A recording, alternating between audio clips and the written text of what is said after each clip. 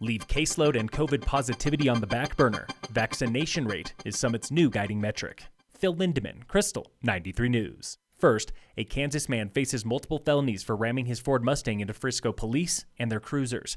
This from the Summit Daily. 43-year-old Russ Ashley tried to run from cops after a traffic stop in mid-March. He hit two cruisers before pinning two cops on foot between the vehicles and then fled to the end of Main Street. He was finally arrested after a struggle in the snow. Both officers have recovered. A one-time GOP candidate for U.S. Senate was arrested this week for extortion, theft, and harassment. The Post-Independent reports Mark Aspiri of Garfield County allegedly threatened another local man with deportation to get payment on a $1,200 debt. He told the man he could get police officers fired if the man reported the extortion.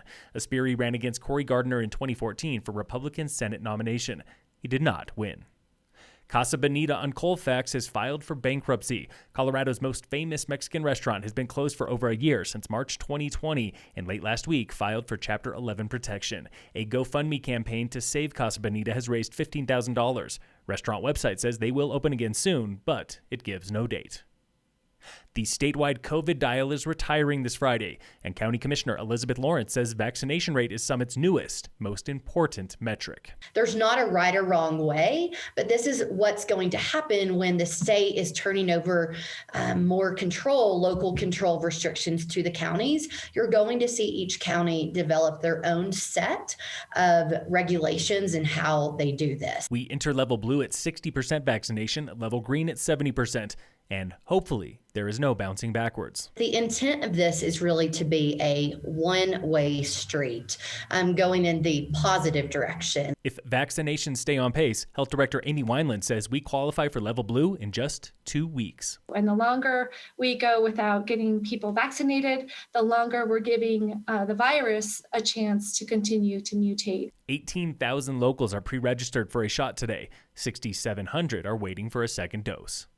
The latest now on coronavirus and keeping tabs. At yesterday's health board meeting, listeners wanted to know, how does Summit confirm vaccination rate when locals can get shots elsewhere and visitors can get one here? Wineland. Whether you got that vaccination here in Summit County or whether you got it over in Vail or maybe down in Jeffco County, as long as you're putting in that you're a resident of Summit County with the address, we're getting that information and you're being counted in our data. Summit County's latest caseload per 100,000 is 284, with a 7-day positive test rate of 8.7%. Summit Medical Center is at 29% capacity. Starting next week, we will report only on vaccination rate and hospital capacity.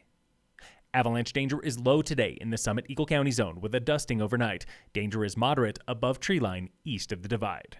In sports, the Rockies lost to the Dodgers last night 7-0. Today, the Avalanche play the Blues at 5:30, the Nuggets face the Heat at 8, and the Rockies play the Dodgers again at 8:10. And in local sports, brought to you by American Family Insurance, the Weiss Agency, the 2021 Imperial Challenge is finished, and two past winners have won again. Chris Carr of Golden took the men's and overall crown in a superhuman time of 1 hour, 13 minutes, 22 seconds. Dillon's own Jill Sorensen won the women's title in 1 hour, 27 minutes, 24 seconds. And Grace Stayberg finished in 1 hour, 31 minutes, running instead of biking the first leg.